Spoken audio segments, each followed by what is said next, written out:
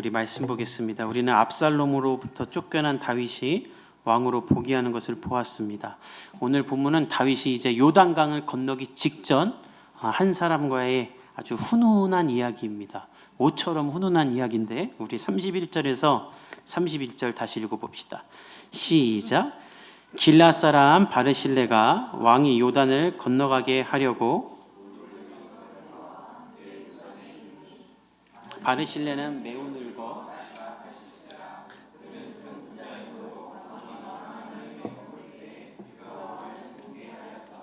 다윗이 이제 요단강을 건너려고 하는데 바르실레라는 길앗 사람이 다윗을 찾아옵니다. 그는 다윗이 압살롬을 피해 마하나임으로 왔을 때 아낌없이 도왔던 사람이죠. 오늘 공개했다고 하는데 이것은 계속 필요한 것을 줬다. 일회성이 아니라 광야에 있는 동안 계속 줬다는 거예요. 사실 그래서 다윗이 지금 살아있는 겁니다. 이 마하나임이라는 장소가 지도를 보면 요단강 동편 5km 지점인데 지도에 보면 이렇게 사막처럼 이렇게 나와요. 그러니까 먹을 것, 마실 것도 없는 태양만 있는 곳인데 여기서 바르실레가 아낌없이 돕지 않았다면 아마 다 자연사했을 겁니다. 그러니까 다윗 입장에서는 너무나 고마운 사람이죠. 내가 힘들 때 도와준 사람.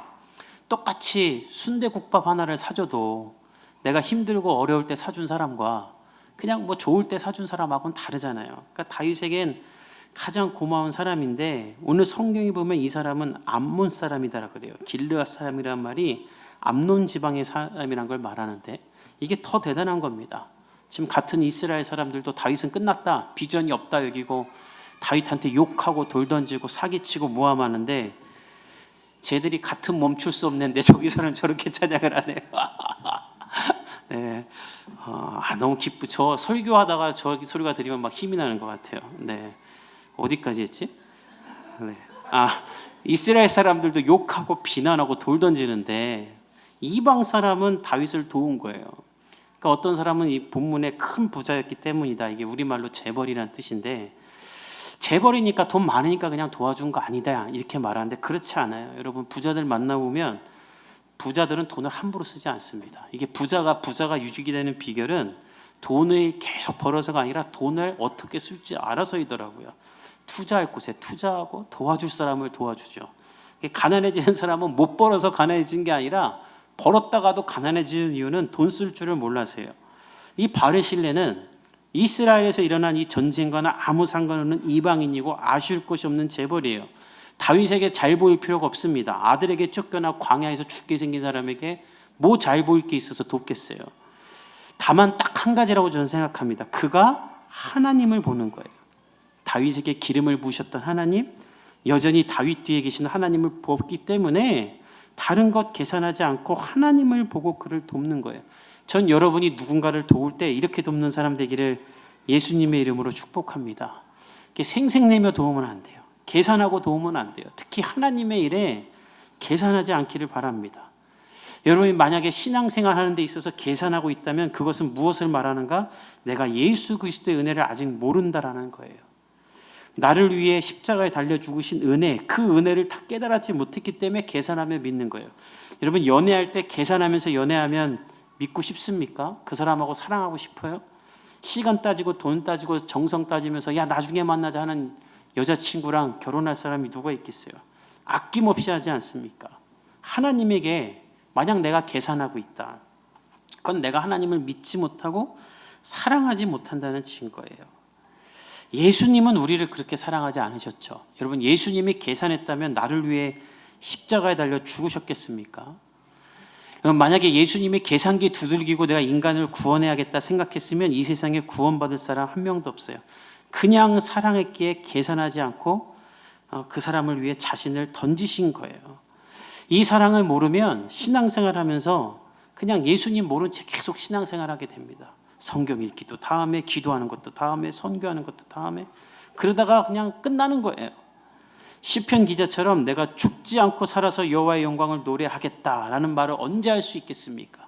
그래서 여러분 헌신할 수 있을 때 헌신하는 거예요. 청년일 때는 청년일 때 할 수 있는 헌신이 있고 또 젊을 때는 젊을 때 할 수 있는 헌신이 있기 때문에 하나님 앞에 계산하지 않고 나를 드려야 됩니다. 그러면 그 일을 통해 하나님이 역사하시는 거예요.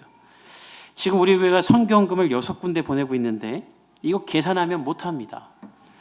지금은 그나마 낫지 코로나 때 성도도 없고 아무것도 없을 때도 주변에서 계속 사람들이 선교사로 나가니까 선교지를 늘렸어요.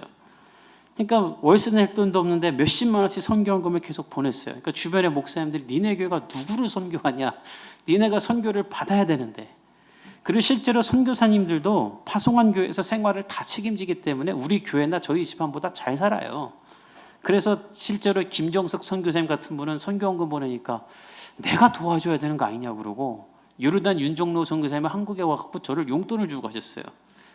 우리가 돈 더 많이 받는 것 같다고. 그러니까 계산하고 하는 게 아니에요. 근데 만약에 그때 제가 생존만 놓고 우리 교회도 살아야 되는데 무슨 선교하냐 이러고 그냥 가만히 있었다면 우리 교회는 지난 4년 동안 아무것도 선교하지 못하는 교회, 여전히 생존만 놓고 기도하는 교회가 됐을 거예요. 근데 우리 교회가 계산하지 않고 하나님 나라를 위해 일하자 지금 6군데를 거의 매달 40만 원씩 후원하는 그런 교회가 됐죠. 전 이거 자랑해요. 우리 교회도 아직 자립하지 못했고 개척교회지만 우리 교회는 선교하는 교회다. 이것이 우리 교회가 하나님 앞에 쓰이고 있다는 증거이지 않습니까? 여러분, 하나님을 위해 사는 것 계산하면 못해요. 하나님 영광을 위해 사는 것은 계산하는 것이 아니라 하나님께 먼저 우선순위를 두고 하는 것입니다. 나를 구원하신 예수 그리스도의 은혜를 따라 하는 거예요. 이게 어렵다. 그러면 나를 구원하신 예수님의 은혜가 내 안에 있는지를 확인해 봐야 되는 거예요. 저는 여러분 안에 계산하지 않고 하나님을 위해 헌신하는 사람 되기를 예수님의 이름으로 축복합니다. 바르실레는 그렇게 하나님을 보고 다윗을 도운 거예요. 너무 감사한 건 우리 교회에 이런 바르실레 같은 사람이 있다는 게 감사한데 다윗도 그것에 너무나 감격한 거예요. 왜냐하면 오늘 보면 이 80세 노인 바르실레가 로글림에 산다고 하잖아요. 산 언덕이에요. 다윗에게 큰 도움을 준 사람이 이제 다윗에게 마중 나오겠다고 이 노인이 언덕에서 강 나루터까지 내려온 거예요. 그러니까 이 얼마나 하나님의 사람으로 인정하고 그를 대우하는 겁니까? 그러니까 다윗도 감동을 받아 어떻게 말하는가? 우리 33절을 읽어봅시다. 시작. 왕이 바르실레에게 이르되 너는 나와 함께 건너가자. 다윗은 바르실레를 보고 같이 가자고 합니다. 왜냐하면 이제 내가 너를 섬기겠다. 이 공개하다는 말이 내가 받은 대로 그대로 너에게 하겠다라는 거예요. 우리가 여기서 또 배울 것이 있는데 우리가 은혜를 베풀 때는 계산하지 않고 베푸지만 받은 은혜는 계산하는 사람 되기를 예수님의 이름으로 축복합니다. 이 세상이 이걸 거꾸로 하기 때문에 어지러운 거예요. 이 줄 때는 계산하지 않고 주고 받을 때는 계산해야 돼요. 내가 이 은혜 갚겠다. 이 사람에게 못 갚으면 이 받은 은혜를 다른 누군가에게라도 갚겠다 이래야 되는데 이 세상은 주면서 계산하고 받은 거는 계산 안 해요. 당연하게 여겨요. 여러분, 예수 믿는 사람이라면 은혜를 기억하는 사람 되기를 간절히 바랍니다. 나 밥 한 끼 사준 사람, 차 한 번 태워준 사람, 그거 다 기억해야 돼요. 이게 기독교가 세상을 바꾼 방법이에요. 나를 계산하지 않고 사랑하신 예수님의 은혜, 그 은혜를 나에게 준 사람, 그 사람을 감사하며 나도 어딘가에게라도 계산하지 않고 사랑을 주겠다. 그래서 교회가 가는 곳마다, 복음이 들어가는 곳마다 아무 대가 없이 병원이 세워지고 교회가 세워지고 학교가 세워졌던 것이죠. 그래서 예수가 전해지는 곳마다 세상이 변해지는 거예요. 가정에서도 마찬가지입니다. 부부간에 서로에게 해주는 것 당연하게 여기지 않기를 예수님의 이름으로 축복합니다. 해줄 때는 그냥 해주고 받을 때는 계산하는 거예요. 우리 아내가 나한테 이거 해줬네. 우리 남편이 이거 해줬네. 아이들에게도 마찬가지예요. 뭐 사줄 때 그냥 사주면 안 됩니다. 이거 아빠가 힘들게 번 돈으로 사준 거라고 가르쳐야 돼요. 이거 엄마가 힘들게 번 돈으로 준 거라고 가르쳐야 돼요. 그래서 은혜를 가르쳐야 돼요. 안 그러면 일평생 내가 공주고 내가 왕자고 당연히 엄마 아빠가 나한테 이렇게 해줬는데 예수님도 당연히 날 위해 죽었어야지 이렇게까지 가는 거예요. 한국 교회가 무너지는 이유가 전 여기 있다고 생각해요. 아이들이 다 공주고 왕자니까 예수님 날 위해 당연히 죽었어야 되는 거예요. 아이들이 은혜를 알아야 돼요. 죄인임을 알아야 돼요. 지난주에 제 딸이 갑자기 이런 말을 했어요. 엄마에게. 엄마도 죄인이야? 그래서 제 아내가 엄마도 죄인이야. 우리는 다 죄인이야. 그러니까. 그럼 아빠도 죄인이야? 아빠도 죄인이야. 아빠는 목사인데 죄인이야? 아빠도 죄인이야. 니네 아빠 진짜 죄인이야? 막 이러더라고요. 다 죄인임을 알아야 돼요, 아이들이. 그래야 예수님의 은혜를 알아요.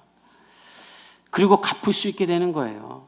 다윗은 바르실레에 대한 은혜를 잊지 않습니다. 광야에 죽을 나를 살려준 그 은혜. 그래서 갚겠다고 하는 거예요. 근데 그러자 바르실레가 어떻게 말하는가? 우리 34절에서 37절을 읽어봅시다. 시작.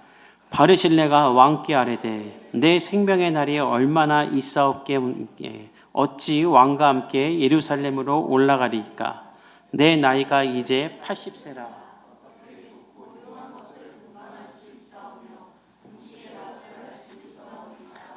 이 종이 어떻게 다시 노래하는 남자나 여인의 소리를 알아들을 수 있사오리이까? 어찌하여 종이 내 주 왕께 아직도 누를 끼치리이까?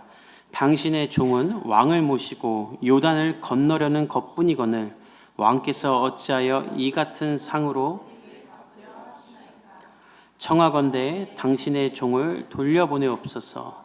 내가 내 고향 부모의 묘 곁에서 죽으려 하나이다. 그러나 왕의 종 기맘이 여기 있사오니 청하건대 그가 내 주 왕과 함께 건너가게 하시옵고 왕의 처분대로 그에게 베푸소서 하니라. 바르실레는 거절합니다. 그리고 말합니다. 저 80세입니다. 제가 앞으로 살면 살겠다고 예루살렘에 갑니까? 저는 이제 좋은 것도 맛있는 것도 아름다운 소리도 분간 못하는데 저 거기서 뭐 하겠습니까? 저는 그냥 당신 마중 나러 온 겁니다. 저는 나중에 제 고향 부모의 묘에 묻히고 싶습니다 라고 말하는데, 사실 고대 근동에서는 어디에 묻히냐가 굉장히 중요하죠. 그것이 그 사람의 인생을 평가하는 기준이고 가문의 명예가 됩니다. 그러니까 지금 바르실레가 저 여기에 묻힐게요 라고 말하는 건 대단한 거예요. 바르실레가 만약 다윗을 따라 예루살렘에 가서 거기서 묻힌다면 그 가문은 엄청난 명예를 얻는 거예요. 근데 그거를 버리는 거예요. 사실 인간이 가진 욕심 중에 끝판왕이 명예욕이라 그러죠. 그래서 돈 있는 사람은 명예 찾잖아요. 이 바르실레는 돈이 있는 사람이에요. 그 마지막으로 명예를 추구할 만하지 않습니까? 아이 나 안 갈라 그러는데 다윗이 오래. 아이 다윗이 섬기겠다네. 가져야지. 이렇게 의시되고 갈 만한데 거절하는 거예요. 너무 대단해요. 그리고 대신 아들을 부탁하는데 아유 그럼 그렇지 뭐 아들이라도 부탁하는구나 싶지만 그게 아니에요. 너무나 이게 훌륭한데 오늘 기맘을 데려가 주십시오 하는데 열왕기상에 보면 아들로 추정되는데 아들을 부탁할 때 이런 말을 합니다. 왕의 처분대로 그에게 베푸소서. 원문을 보면 그가 하는 대로 그에게 행하시옵소서.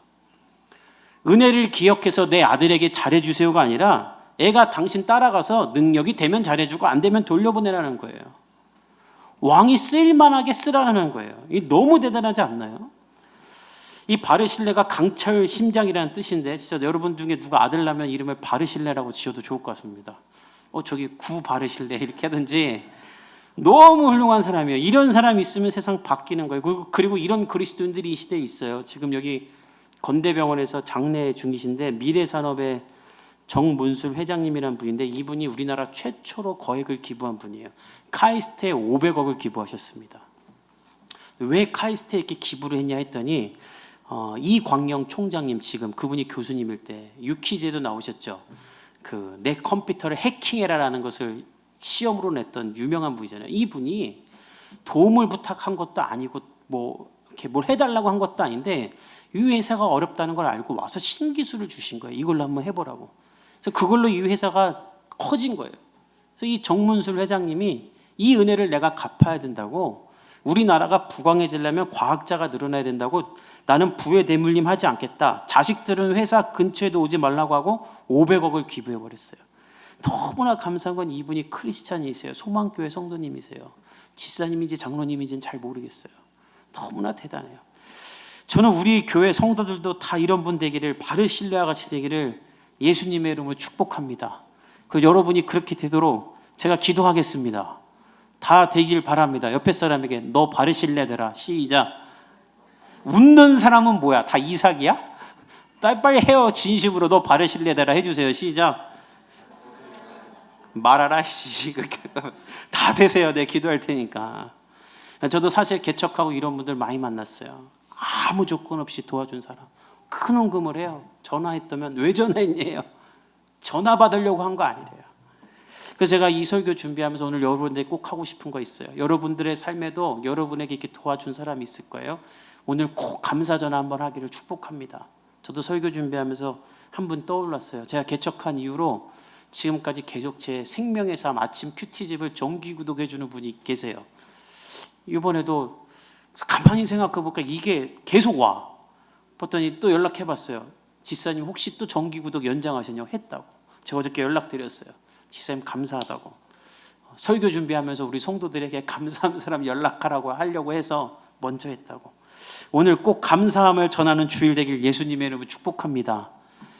우리 41절에서 43절까지 한번 읽어봅시다. 시작. 온 이스라엘 사람이 왕께 나와 왕께 이르되 우리 형제 유다 사람들이 어찌 왕을 도둑하여 왕과 왕의 지방과 왕을 따르는 모든 사람을 인도하여 요단을 건너가게 하였나이까 하매 모든 유다 사람이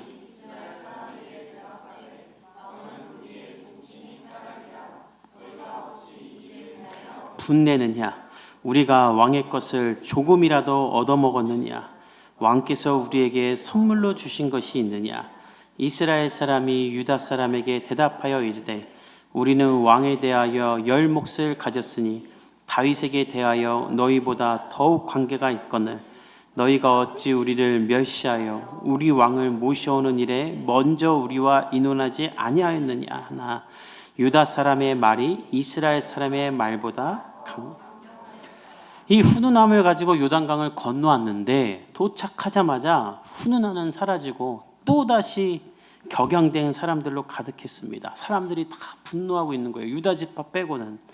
왜 분노했는가? 우리가 앞에서 보았지만 온 이스라엘이 다윗을 왕으로 인정하고 보기를 추진했죠. 그런데 다윗은 유다 지파하고만 컨택을 했어요. 그리고 유다의 힘만 빌어서 돌아왔어요. 이것을 안 나머지 지파들이 화가 난 거예요. 왜 우리가 당신을 왕으로 모시겠다고 의논하고 있는데 당신은 유다와만 연락해서 돌아옵니까? 이건 유다가 당신을 도둑질한 거 아닙니까? 당신은 유다만의 하나님입니까? 이거 우리 멸시한 겁니다. 이게 얼마나 기분 나쁘겠어요. 그래서 항의를 하는데 그럼 유다 지파도 야 아니야 우리가 이게 어려운 일을 하는 거니까 우리만 한 거야. 오해하지 마. 그리고 이제 예루살렘까지 가야 되는 건 니네가 모시고 가라 이러면 되는데 이 유다 지파도 뭐라고 하냐면 야 우리가 그냥 종치니까 우리도 우리가 편해서 섬겨준 거지 뭐 우리가 뭘 얻어먹었냐 선물을 받았냐 이러면서 싸우는 거예요. 그러니까 이게 안 싸움 날 건데 감정이 상해서 싸우는 거예요. 그러니까 지금 이스라엘이 지금 그것 때문에 싸우는 거잖아요. 계속.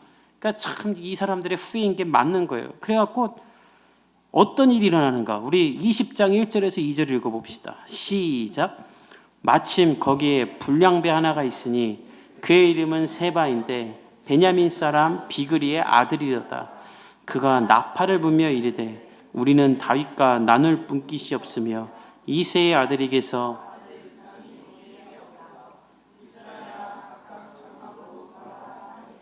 이에 온 이스라엘 사람들이 다윗 따르기를 그치고 올라가 비그리의 아들 세바를 따르나 유다 사람들은 그들의 왕과 합하여 요단에서 예루살렘까지 따느니라.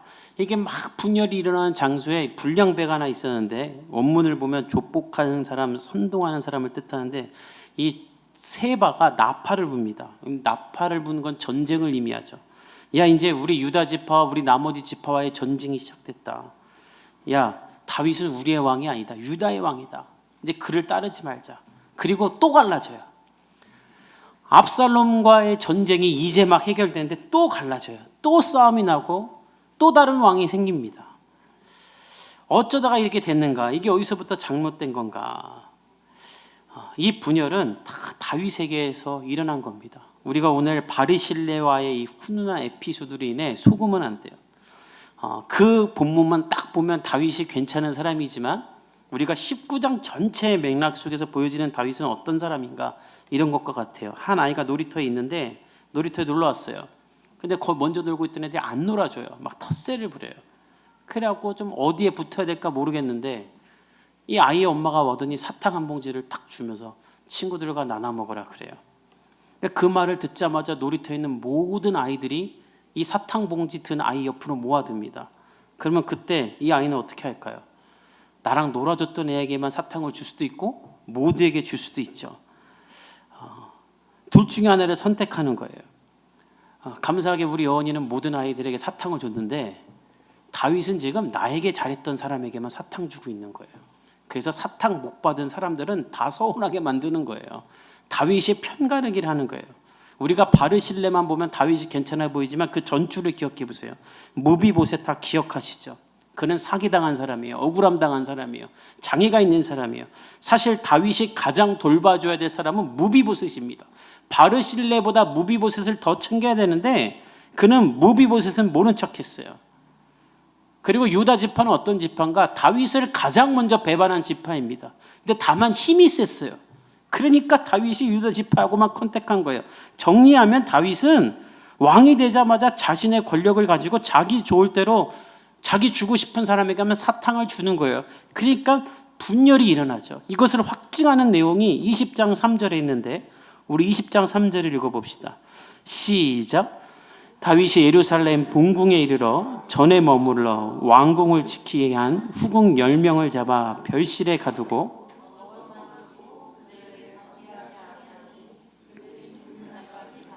생갑으로 지내니라. 다윗은 예루살렘에 도착해서도 자신의 후궁 10명을 가둬버립니다. 이 후궁 10명은 다윗이 본래 예루살렘 지켜라 하고 남겨놨던 사람이죠. 근데 압살롬이 자신의 왕권을 강화하고자 이 후궁 10명과 잠자리를 잤어요. 이 사람들은 피해 입은 사람들이에요. 평생의 트라우마, 상처를 가진 사람이에요. 다윗은 이들을 용서해주고 율법에 따라 또 고대 근동의 법에 따라 이들을 죽여야 되지만 이들은 피해 입은 자들이기 때문에 이혼을 해주고 밖에 나가서 살게 해줬어야 됩니다. 얼마든지 그렇게 해줄 수 있어요. 근데 그렇게 안 하고 오늘 어떻게 하냐면 모두 잡아 별실에 가두고 먹을 것만 주며 죽을 때까지 생갑으로 살게 합니다. 어떤 사람들은 이것도 아량을 베푼 것이다. 율법에 따르면 죽여야 되는 게 맞지 않냐? 다윗은 이것만 해도 잘한 거다라고 말하지만 그렇지 않아요. 이 사람들은 평생에 씻을 수 없는 트라우마를 가진 사람입니다. 이들에게 좀 더 호의를 베푸는 것을 누가 반대하겠어요? 하나님도 반대 안 할 겁니다. 어차피 말씀 안 지키고 살려둘 거면 내보내줬어야죠. 근데 왜 이렇게 가둬두는가? 모세의 율법에 따라 죽이자니 내가 너무 나쁜 놈 되고 살려두자니 신경 쓰이는 거예요. 그래서 나 좋을 대로 그냥 가둬두는 거예요. 그 중간을. 19장 내내 다윗은 이런 태도를 보이고 있어요. 그러니까 나라가 분열되는 거죠. 저는 이런 다윗을 지난 한 주 동안 생각하면서 왜 다윗은 이렇게 할까? 도대체 왜 또 이럴까 생각해 보면 그의 행동의 근원은 바로 상처 때문이라고 생각이 듭니다. 그가 계속 왜 편가르기를 하는가? 다윗은 일평생 자기 편이 없었던 외로운 사람이었어요. 그리고 책임져야 하는 것만 있었어요. 양을 칠 때 혼자 쳐요. 집에 사무엘이 왔는데 엄마 아버지가 부르지도 않아요. 그냥 버린 자식 취급을 해요. 근데 기름은 나한테 부어줬어요. 그리고 골리앗을 죽이러 가는데 죽이러 왔더니 형들이 또 뭐라고 해요. 네가 왜 나대냐. 그래서 혼자 싸우러 가요. 그래서 혼자 죽였어요. 그래서 영웅이 됐는데 영웅이 되니까 또 이제 장인어른이 날 죽이려 들어요. 그래서 혼자 또 도망가요. 도망가다 갈 데가 없으니까 블레셋까지 가요. 골리앗을 죽인 그 나라로 가요. 일평생 자기 편이 없는 사람이에요. 그러니까 이 사람은 내 편이 필요한 거예요. 그래서 자꾸 끊임없이 편가르기를 하는 거예요. 문제는 이런 다윗과 같은 사람이 이 시대 가운데 너무나 많은 거예요. 자기 상처로 인해 끊임없이 편을 갈라요. 교회도 편가르고 심지어 가정에서도 엄마 편이나 아빠 편이나 편을 갈라요. 우리 안에 있는 상처가 이렇게 계속 모든 것을 왜곡하고 편을 가르는 겁니다. 여러분 상처받은 많은 사람 보십시오. 좋은 말 해줘도 상처받고 지멋대로 살아놓고 혼자 상처받고 심지어 자기 혼자 상상하고 상처받는 사람도 있어요. 그러니 편을 안 나누겠습니까? 여러분 성경에 보면 예수님이 사람을 구원할 때 구원하기 전에 먼저 병과 상처를 고치십니다. 왜 그런가? 내 안에 상처가 회복되지 않으면 예수 그리스도의 사랑도 왜곡돼서 받기 때문이에요. 그래서 먼저 상처를 회복하세요. 우리가 예배할 때 왜 회개를 하는가? 성령이 내 안에 죄와 상처를 먼저 다스리기를 원하는 거예요. 그래야 하나님의 말씀이 좋은 밭에 심겨질 수 있기 때문입니다. 상한 감정의 치유라는 책이 있습니다. 40년 전에 나온 책인데 저는 이 책보다 더 좋은 책을 아직 못 읽어본 것 같아요. 너무나 제가 이 책을 좋아하고 지금 다시 보고 있는데 제 저자인 데이빗 A. 시멘즈는 이렇게 말합니다. 막연하게 성경 보고 기도하고 찬송한다고 상처가 치유되는 것이 아닙니다. 주문 외우듯이 맨날 똑같은 기도하고 목사님이 주보에 써놓은 기도 있는 것으로 상처가 회복되는 게 아닙니다. 우리 모두는 다 상처가 있어요. 그래서 하나님 앞에 여러분의 상처를 놓고 나아가 기도해야 됩니다. 저는 여러분이 일주일에 1시간이라도 이런 시간을 가질 수 있기를 간절히 바랍니다. 여러분, 우리는 다 너무 많은 상처가 있어요. 다만 외면하고 사는 거예요. 그냥 넘기며 살고, 생각하면 분노만 치밀어 오르고, 그냥 그럴 바에야 그냥 축구나 게임하고 야구나 보자 이러는데, 언젠간 그게 어떻게 터져나올지 몰라요. 그리고 수많은 사람에게 또 다른 상처를 줍니다. 그래서 우리는 하나님 앞에 우리의 상처를 대면하여 치유할 필요가 있어요. 그럼 어떻게 해결할 수 있는가? 데이빗 A. 시멘즈는 말합니다. 먼저 하나님이 나의 상처난 감정을 고칠 수 있다고 믿고 하나님의 은혜를 힘입어 기억하기 싫은 상처와 대면해라. 그리고 고침받기 원하는지 스스로 물어라. 예수님도 상처 많은 사람에게 가서 말하죠. 너 낫고 싶냐? 내가 인정을 해야 돼요.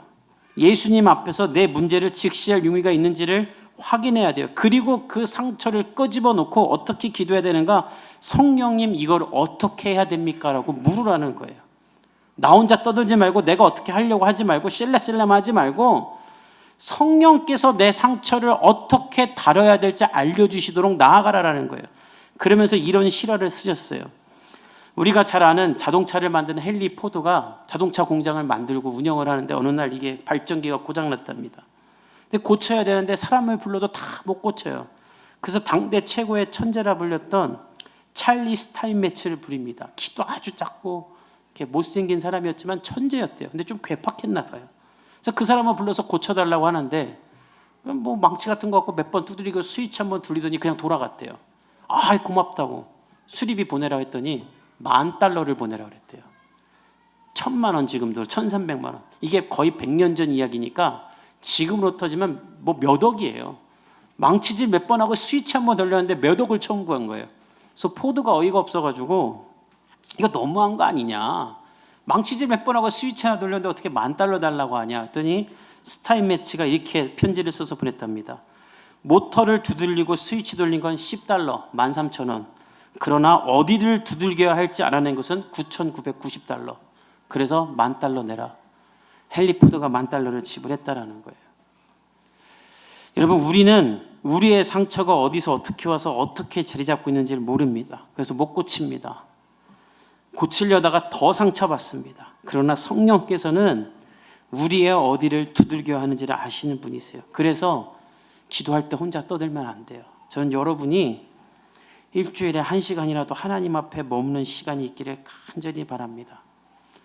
축구 보고 야구 보고 영화 보고 게임하는 시간, 그 1시간을 줄이고 그것으로 여러분의 상처를 외면하며 살지 말고 하나님 앞에 나를 대면하며 하나님, 내가 어디가 회복돼야 됩니까? 물으세요.